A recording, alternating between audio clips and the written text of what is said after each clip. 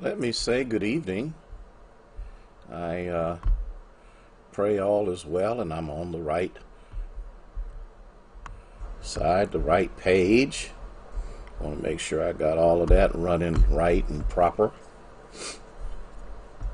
Just want just want to say that we are grateful to God for the privilege of being able to come into your homes or on your jobs or wherever you are, to be able to view us this evening, and how grateful we are for your consistent support and love and concern about the Word of God.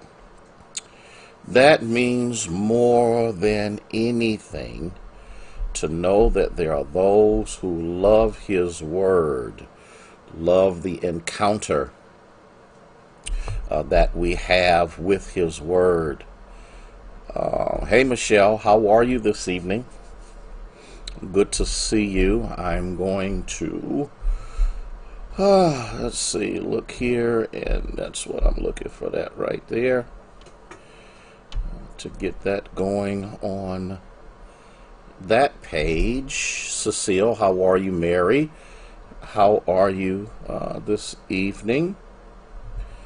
And that's kind of weird, but I'm gonna try this again to see if it comes up, because I don't see it on my page and I don't see it on OBSC's page. There we go. I'm back. Here we go. I'm on it now.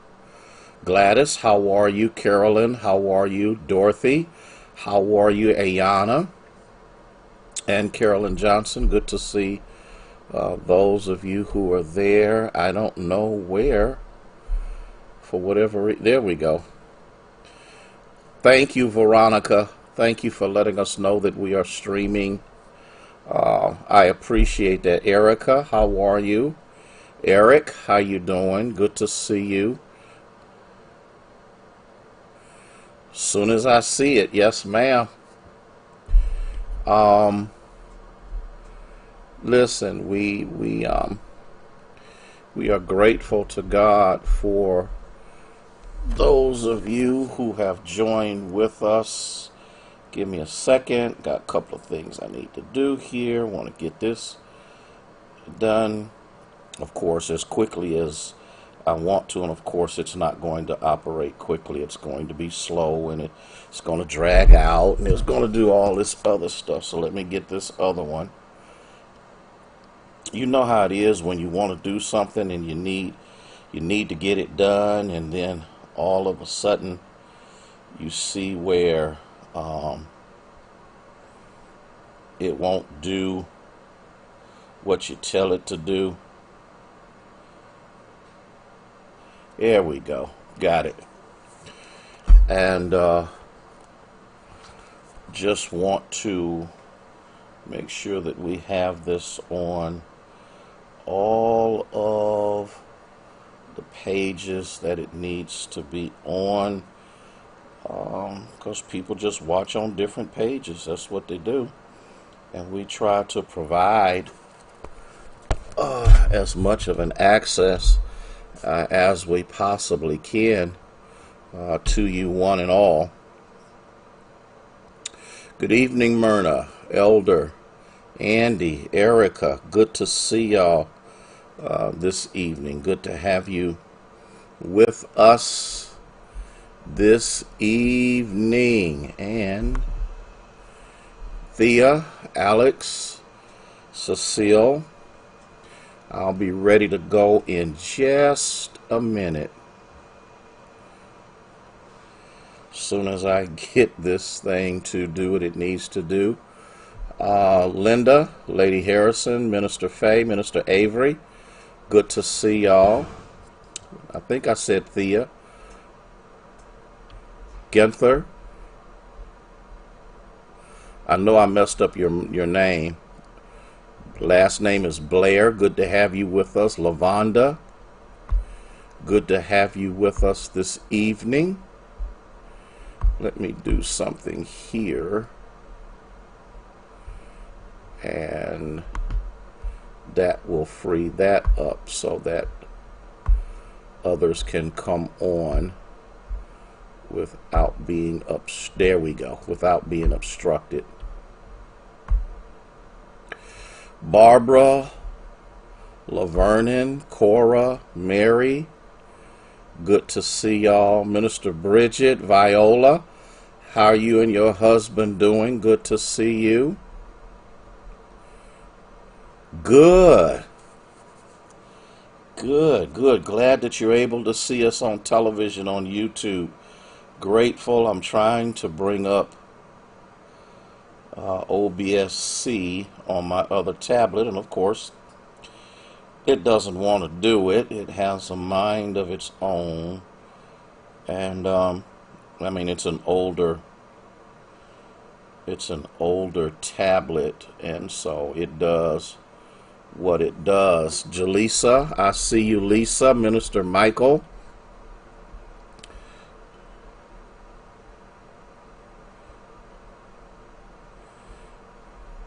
and Debbie, I see you.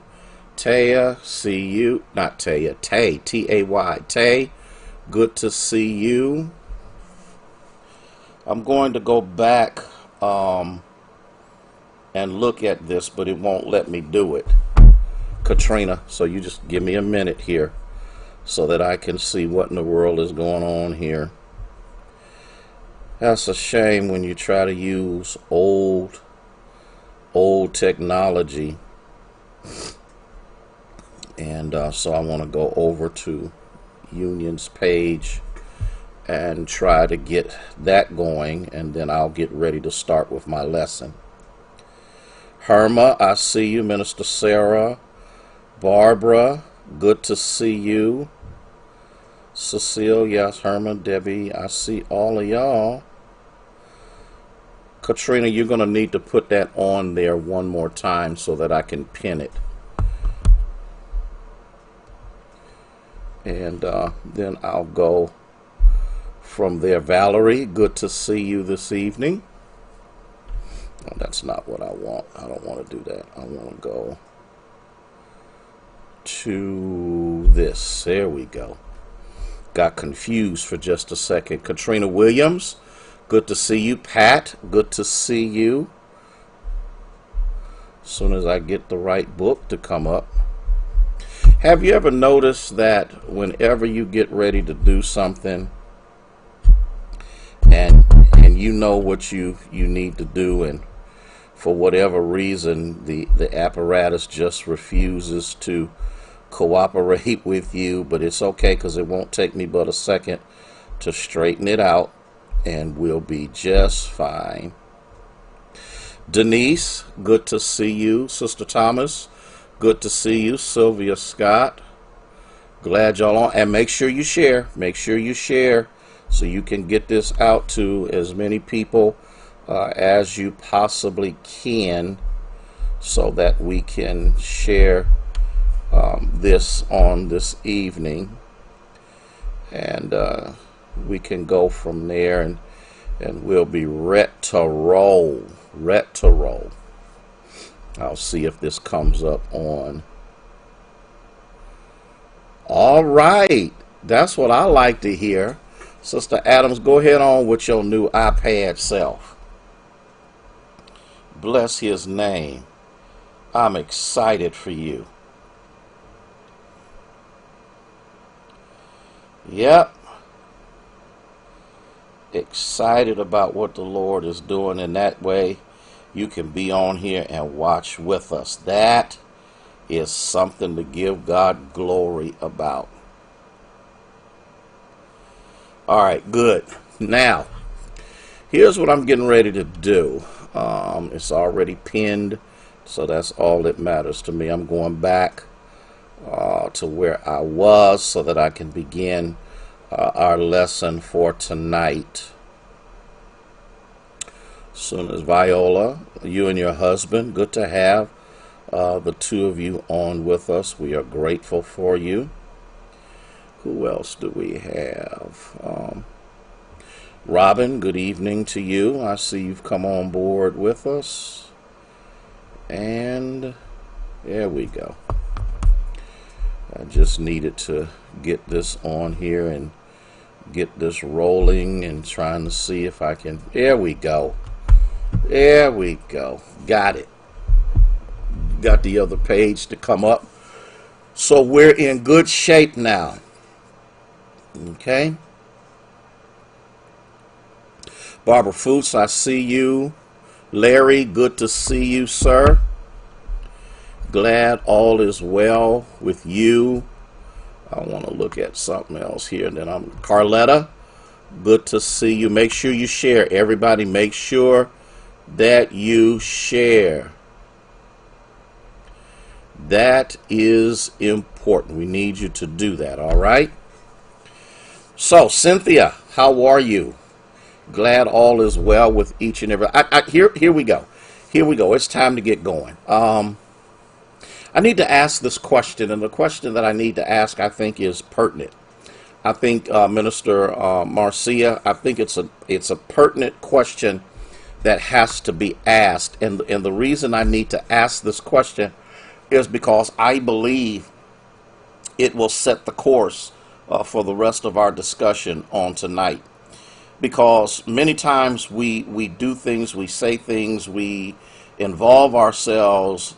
Hey, Pastor Gillespie, how are you, sir? Praying for you in the multiplicity of losses that you've experienced. But God is able to bring you through, and I know He can, and I know He will. And so what I wanted to ask is, because many times we get some things mixed up. And we get it mixed up because we have listened to what other people have said. We base what we do upon other things. But my question to you is, who determines what perfection is? That's a relevant question, because many times in our lives we live in the shadows of what other people have predetermined what perfection is. And I really want you to catch this if you don't catch anything else. Yeah, make sure you share. Rosalind, good to have you with us on tonight. This is important because many times, and you got to think about this, and can we just be really honest about this for a little bit? The truth of the matter is, we all know that all of us have struggled or are struggling with situations whereby we, and I'm going to unpin this, Katrina, on my computer, but it will not change the fact that it's pinned someplace else, okay? Because it still should be just fine, okay? And so here's the thing that sometimes is overwhelmingly amazing that we do, and how we mess up things are due to the fact that we listen to what other people have said. Mary, we have determined that perfection comes from what other people have predetermined perfection should be. And so in the midst of that, rather than us embracing who God created us to be and how God created us to function and to interact and to participate in life, we go through this maddening process of altering who we are, altering what God says and who God says we are, to try to make sure that we are pleasing. John, good to see you this evening. We are pleasing, or we live up to the standard of what other people have presupposed perfection is supposed to be. And I need us to get this, and I need to take my time and go through this so that you can catch what I'm saying. And I'm going to say some things that are going to sound kind of funny in all the midst of that, but that's the reason why we do some of the things we do. If there's any culture that is conscientious of what they look like, what they appear to be, it's the American culture. And what the American culture will do is it will spend millions to augment. Now, I need you to get this. I am not saying that there is nothing wrong with improving your appearance. I am not saying that there's anything wrong with looking good. I am not saying that there's anything wrong with dressing yourself in a way that makes you feel good about you. Janet, and I hope everybody's catching where I'm coming from with this. The problem comes in is when you have decided that the augmentations or the changes or the different things that you need to do for you are not predicated on the fact that it makes you feel better. It's predicated on the fact that you want to make sure that you look better, dress better, live better, ride better than anybody else. Because you have seen what other people have. You have viewed where people live. You have noticed the apparel and the appearance that they have. And in the midst of all of that, now I have decided to spend money I don't have, run up credit cards that I can't afford to run up. I'm at ridiculous interest rates because my credit is so bad. If I do get a credit card, it's at 25 to 45% interest.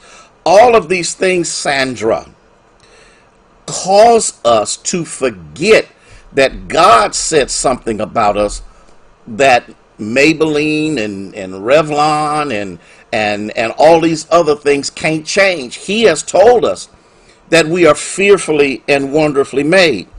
And so God's goal, and I hope y'all catch this if you don't catch anything else, God's goal is to teach us to embrace, Laverne, the limp, but not allow the limp to control us. Oh, Loretta, I need us to get this.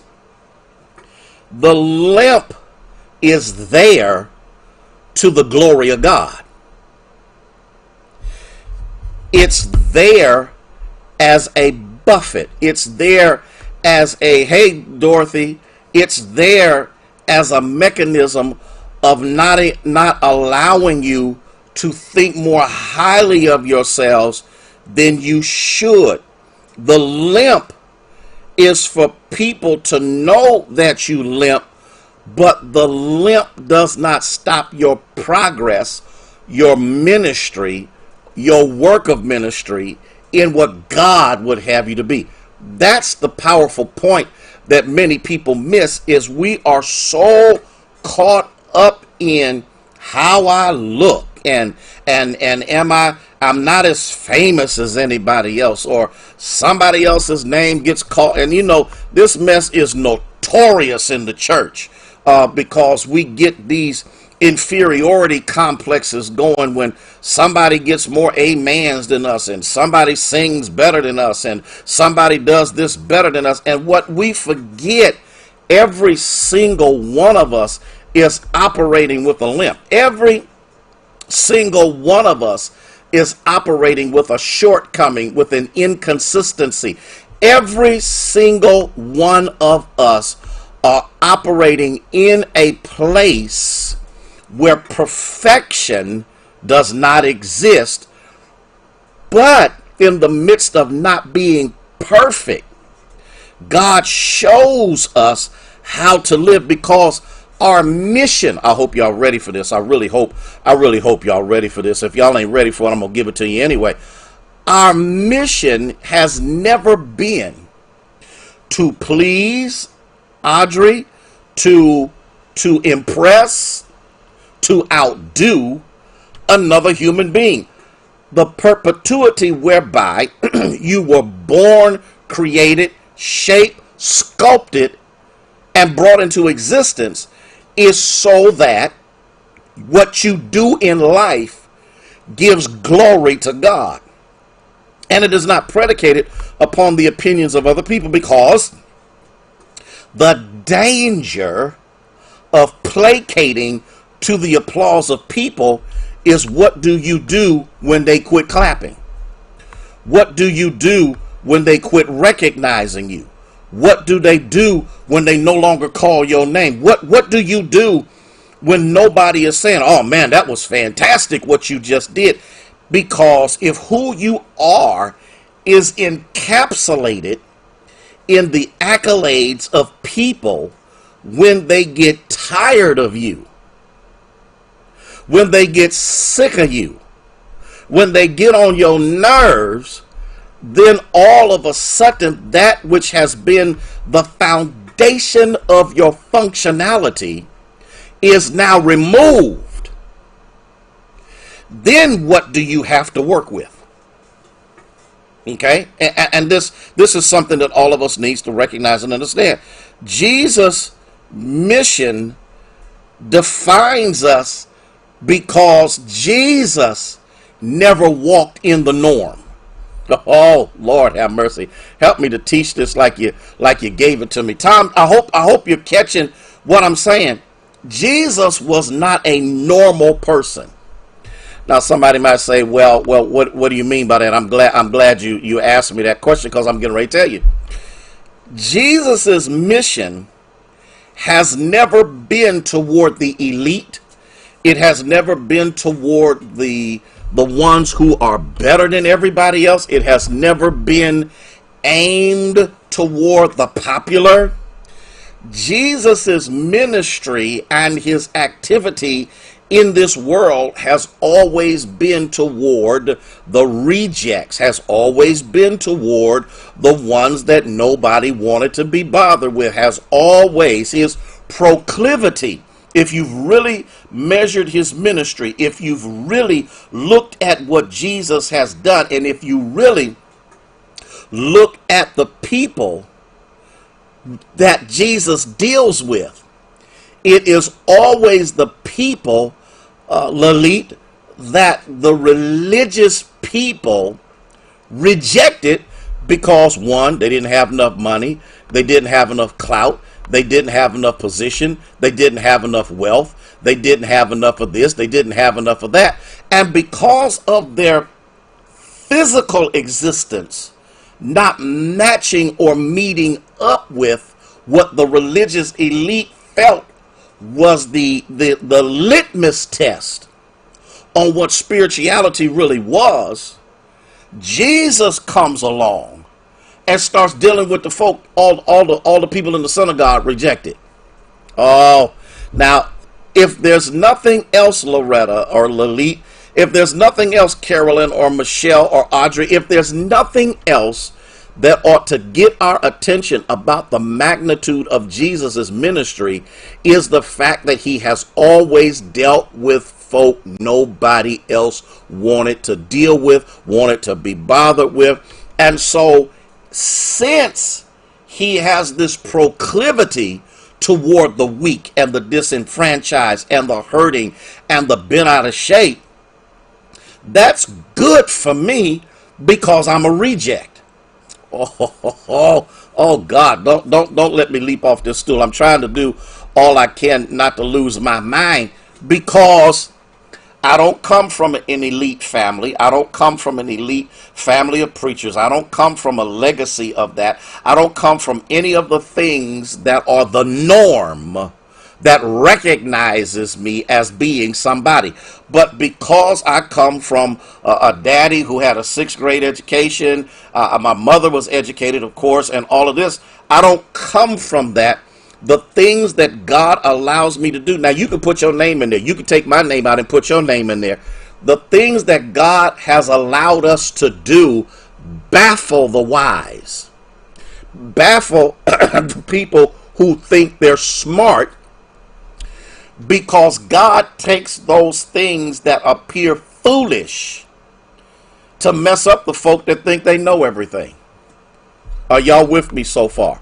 So, people who know they are deficient, people who know that they're not up to par, people who recognize that the way that they are living now is so far beneath where they should be, it causes them to understand that there's a need in their life for help. Oh, that's the reason why I got saved. It's because I needed help. That's the reason why I came to Jesus, because I needed help. So the good news towards those of us who are not the elite, who are not the perfect, who are not the ones that are shining and being all of that, the thing that gives us joy, are y'all ready for this? The thing that gives us joy is the fact that even when others write us out, roll their eyes at us, look at us as if something is wrong with us, it's cool. It's okay. And the reason it's okay is because when I look in the mirror, I see fearfully and wonderfully made. I wish I had 3 or 4 people that caught what I just said. And I'm not saying this from a conceited point of view, because I really need us to get this, because there are people who look in the mirror and all they see is themselves. All they see is how full of themselves they are. When I look in the mirror, I see a miracle, an image that I've been made in. Jesus, help me. And even though I'm getting older, and even though I'm not really the way or where I need to be or what I want to be or what I feel I should be, I'm grateful, Walina, that irregardless of the opinions of other people, I'm still worthy of his attention. But Erica, the problem with people is we may have become so prideful, and then we live in an age of self-sufficiency that when we do cry out for help, it looks like we're weak. Paul says, when I'm weak is when I'm strong. What does that mean? When I recognize, here we go. God can't deliver you until you see the need to be delivered. And so what happens in our lives, we exhaust all we have. We do all we think we're smart enough to do. And in the midst of doing that, we place ourselves in a position where we have nobody but him. Oh, let me go ahead and give this to you the way the Lord gave it to me. And that's why, irregardless of what others think or feel, I am not arrogant in what I see, because what I see in the mirror is a reflection of the recreation process that is happening in my life because of my relationship with Jesus Christ, which has nothing to do with my hair, which has nothing to do with my clothes, which has nothing to do with my house. It has nothing to do with what I put on or what I put on my feet. It has nothing to do with it, because the image of God is not predicated upon possessions, but it's predicated upon those who are operating in the will of God, so that other people can see that while I'm rejected by men, I'm accepted by him.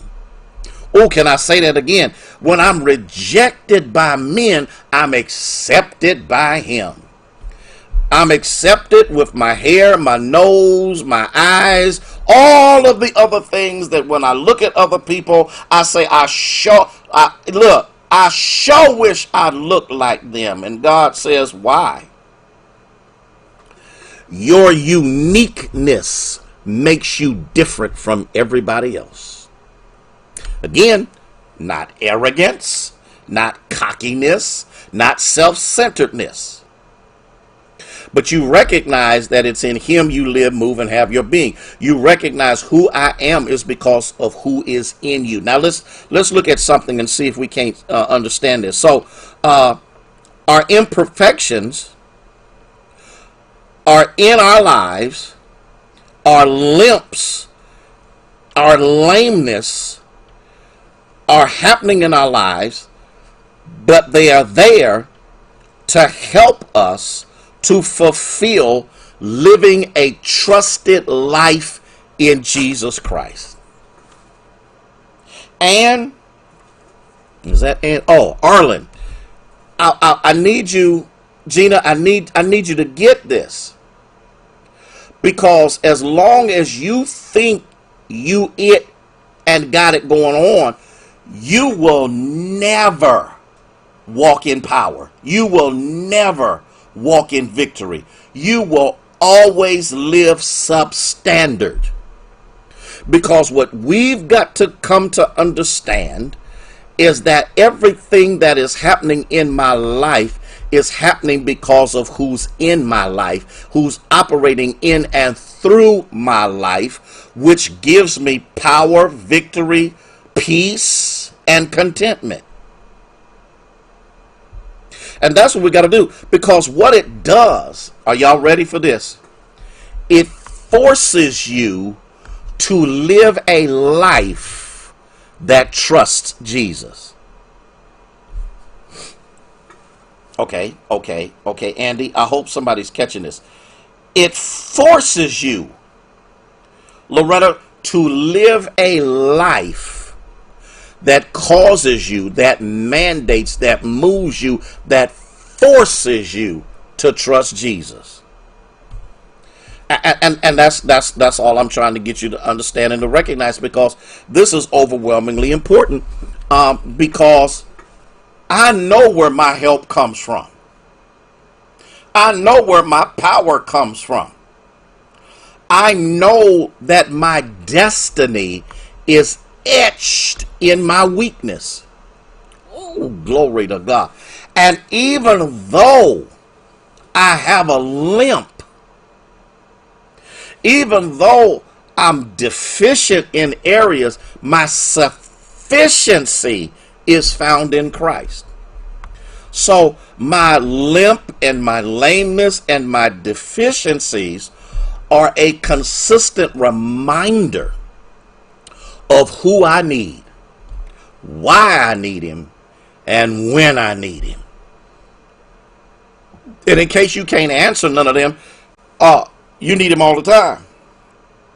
You need him when you're conscious, and you need him when you're unconscious. That's why every single night before I go to bed, because it don't take long for me to go to sleep, I have to ask the Lord, or say to the Lord, I thank you for blessing me to go through another day, to experience the ups and downs, the good and the bad. Because, Minister Avery, in the midst of every experience, whether I like it or whether I don't, it shows me the capabilities that exist within me because of who is in me. Oh, bless his name. I wish I had 5 folk that caught what I just said.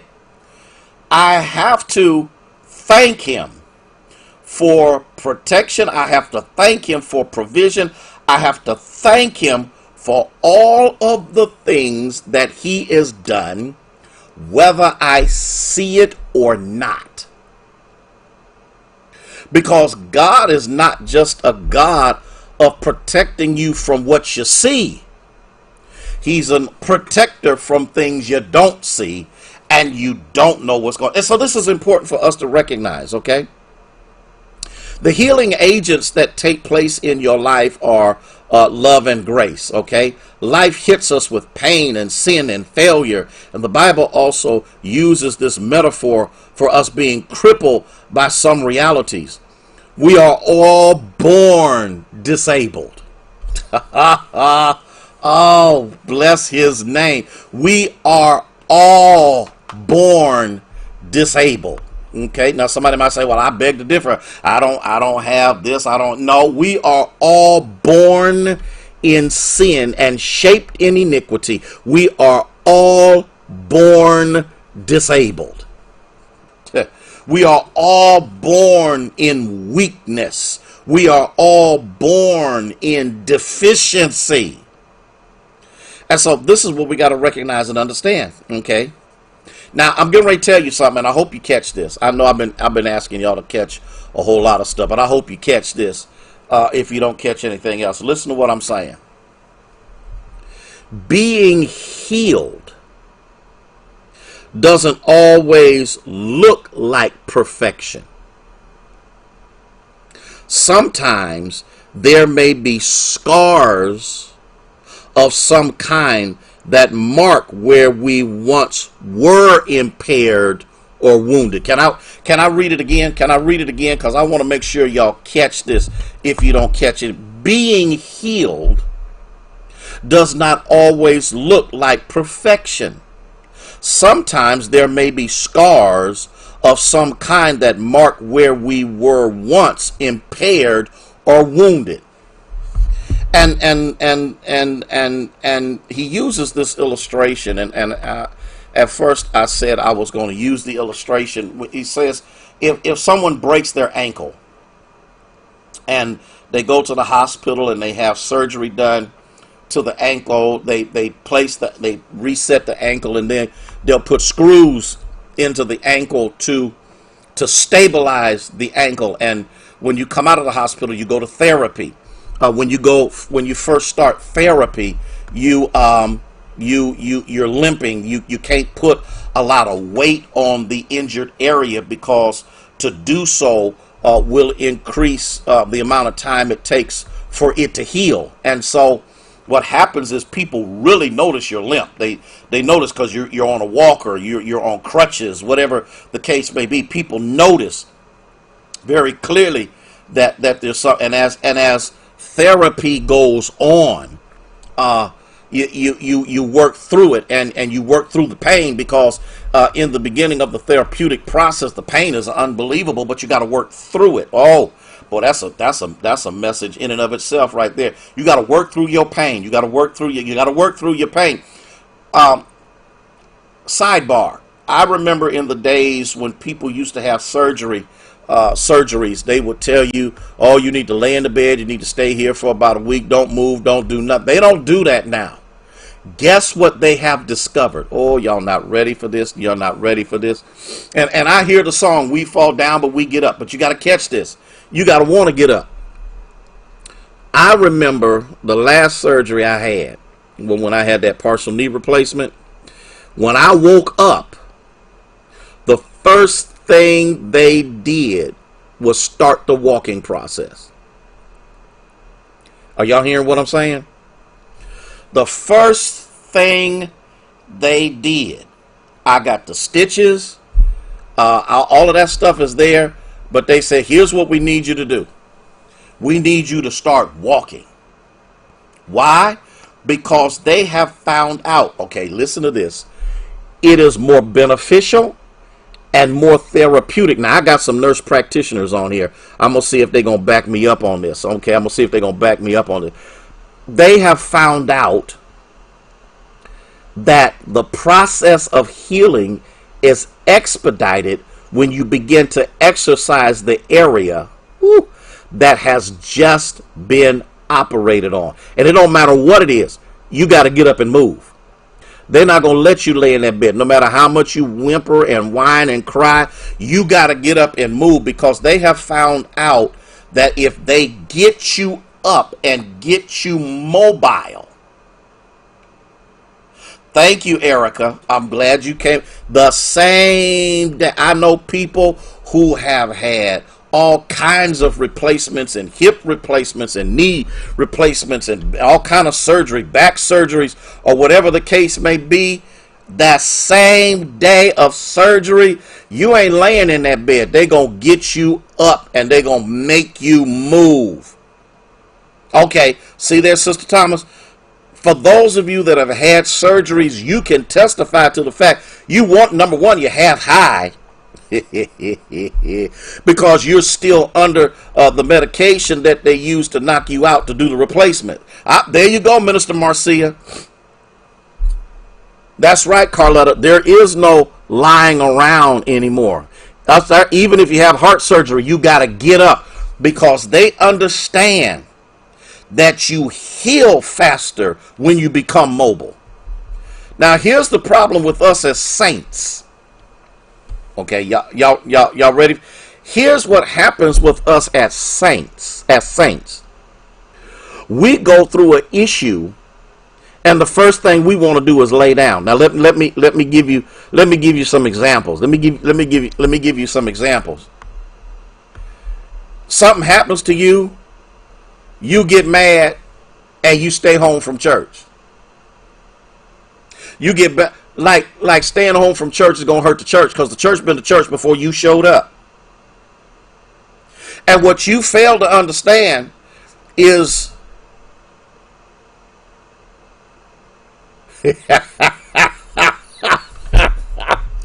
Erica, hush. She said, yeah, we're going to give you some pain medication, but you're going to get up.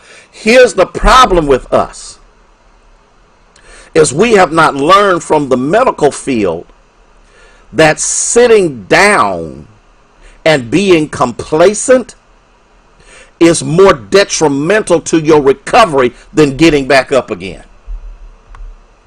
Because you have to exercise that area so stiffness and things don't take over. You got to remain limber. And yes, it's going to hurt. That's the problem that many of us have. We can't handle the pain. Or at least we don't think we can handle the pain. But pain, for me, was a motivator. I'm going to tell you what happened. I'm going to tell you, after they did that and they told me I had to get up and they told me I had to walk. And of course, yeah, I was still half high because of the medication that they had me on. And I began to move. I said, let's go. And I got up from there and I started walking. And Lady Harrison can tell you this, okay? There you go, Katrina. They're going to make you walk. They're going to make you move. And I had my walker, and I was walking down to the area because in order for me to be discharged, there were things I had to do. Oh, bless his name. I'm getting ready to get excited. I had to walk down to the end of the hall. I had to go up some steps, and I had to come down some steps before they would discharge me. And I'm going to tell you what happened. I'm going to tell you what, and Lady Harrison can testify to this. I got down to the end of the hall, and they was like, my God, man, you down here at the end of the hall all quick and fast. And cause I'm not, okay, here we go. I'm not going to let pain control me. I'm going to use pain as a motivator to make me better on that side of pain than I was before the pain showed up. I wish I had somebody that caught this. But something happened. I got overheated. I started sweating like crazy. Hey, D, I started sweating like crazy. I didn't know what to do. I got slightly lightheaded. They said, that's normal. Do you want to rest? I said, yes. Give me a couple of minutes. Let me stop here for just a minute so I can regroup and regain. The next thing you know, maybe 3 to 5 minutes later, I said, let's go. And I went up the steps. I came down the steps. And there, my wife was there with the wheelchair because just in case I didn't have the capacity to walk either way, she was there with the wheelchair so that I could sit down. But see, I understood. Okay, y'all not ready for this. Listen, I understood that if I sat down in that wheelchair, I have just delayed my progress.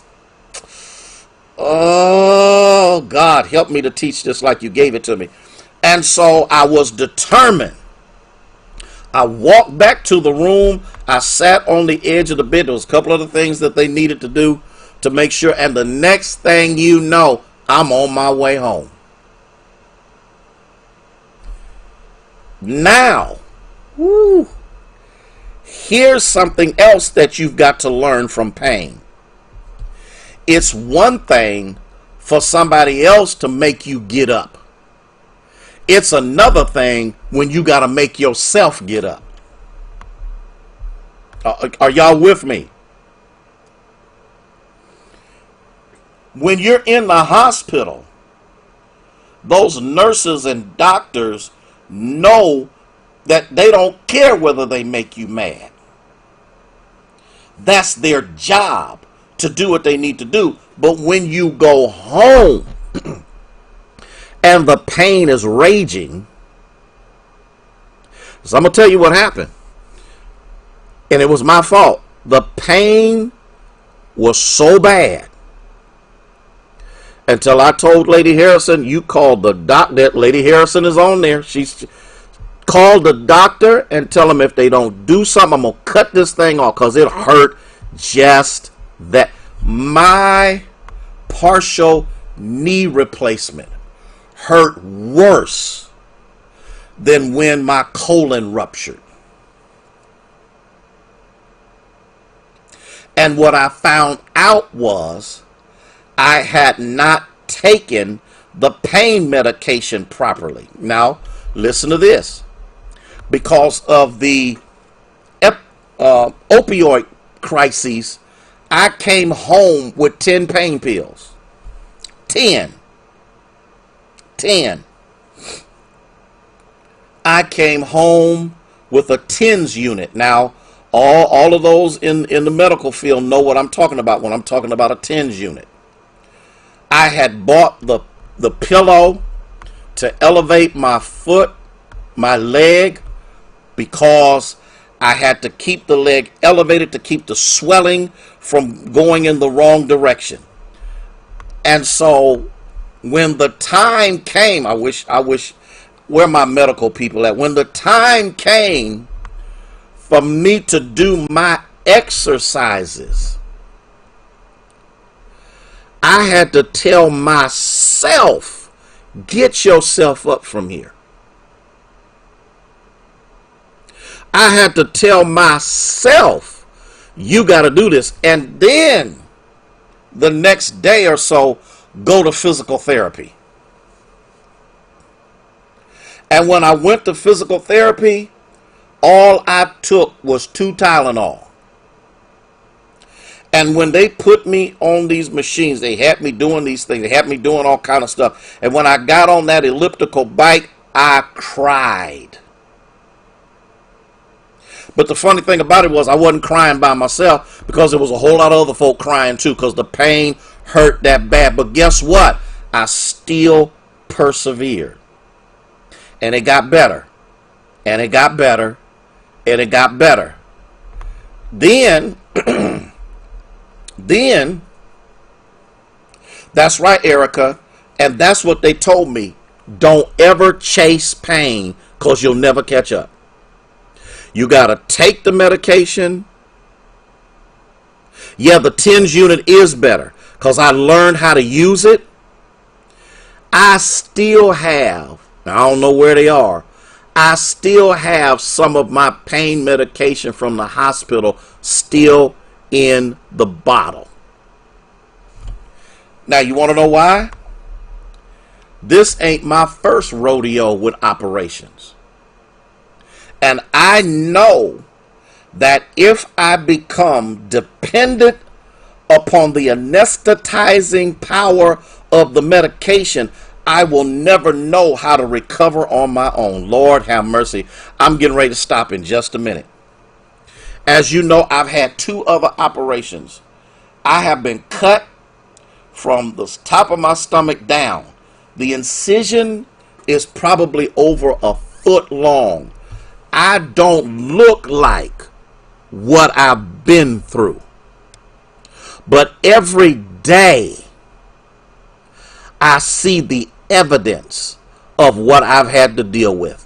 And I went through a depressive moment where it just drove me crazy to look at myself because I was so distorted and deformed because of what they had to do to keep me alive. I wish I had some help. But guess what? I learned to appreciate the fact that though I'm scarred for the rest of my life, I've still got the rest of my life. And that's as far as I'm going. God can heal you from your pain, Gina.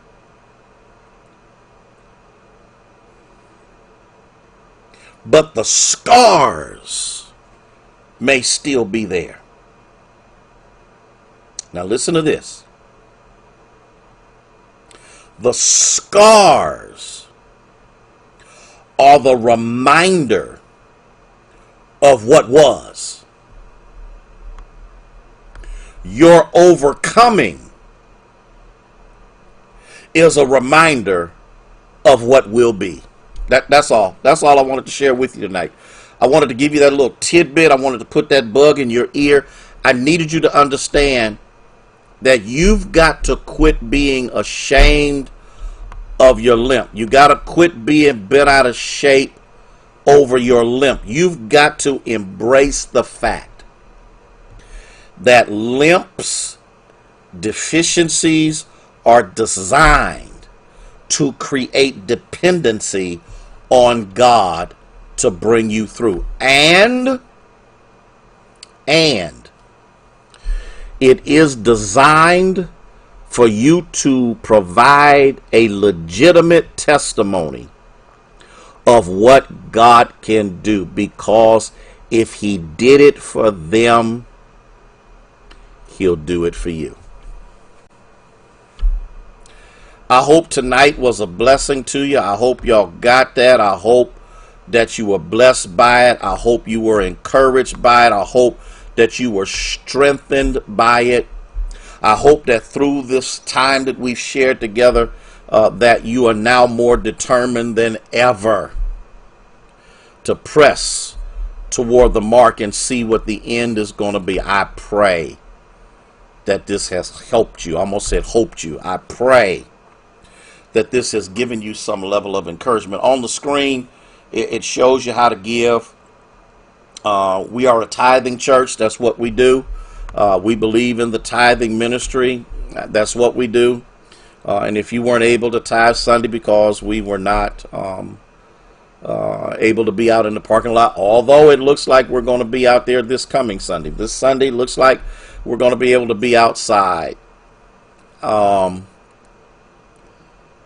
You can give. You can give through Givelify, Union Baptist, 528 Lincoln Avenue, Youngstown, Ohio. You can give through Cash App, $Union 528. If you're on Union's website, you can give that way. If you're on Union's Facebook page, you can give that way. You can call 330-746-1217. Someone will be there to receive your gifts. You can put it in the mailbox.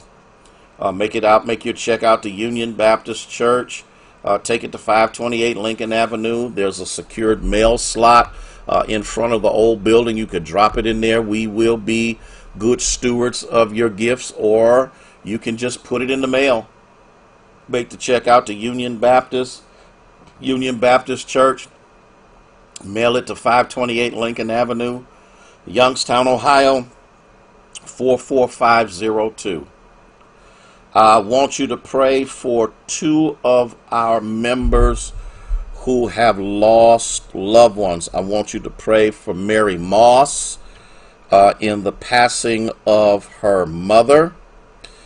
And then we also want you to pray for Adria Rogers in the passing of her brother. And so we want you to keep those families in prayer. We want you to remember them in your moments of prayer.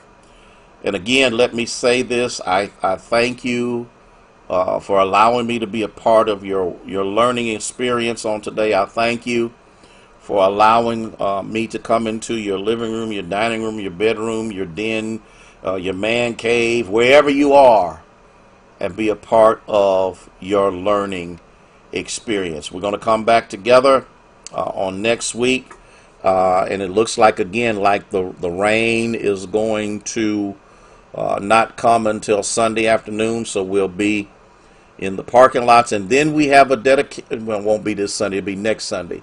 We have a dedication that we need to do because God has blessed the Union Church tremendously. And so I just want you to know that I love you. I appreciate you, each and every one of you, for what you are to me, allowing me to be a part of your life. and to be a part of your learning experience. Listen, please, please, please. Cuyahoga County has put in place a stay-at-home mandate, as you well know, starting tomorrow. We all supposed to be off the streets by 10 o'clock, unless, you're going to the grocery store or it's an emergency or you're going to work. For whatever reason, and the numbers have not come out yet, and that seems to be an issue for some people. I'm sure the numbers will come out when they do, but our governor was in Cleveland, he was in Youngstown, and he was someplace else today. If he has visited those cities, it's because those cities are in trouble.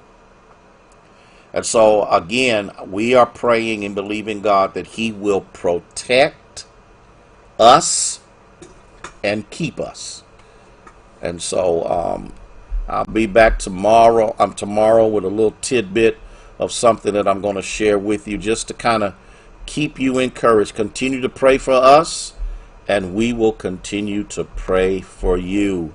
Love you with all of our heart. May God bless you. Oh, yeah, and pray for Pastor Gillespie. He's lost a brother and some other relatives in his family, I believe. Oh, no, a good friend of his. And I know I'm messing it up, Pastor Gillespie, but we want you to pray for him in the losses that he's experiencing right now, that God will bring him through more than a conqueror. Love you. Have a beautiful night. Rest well. May God bless you, and may he keep you, is our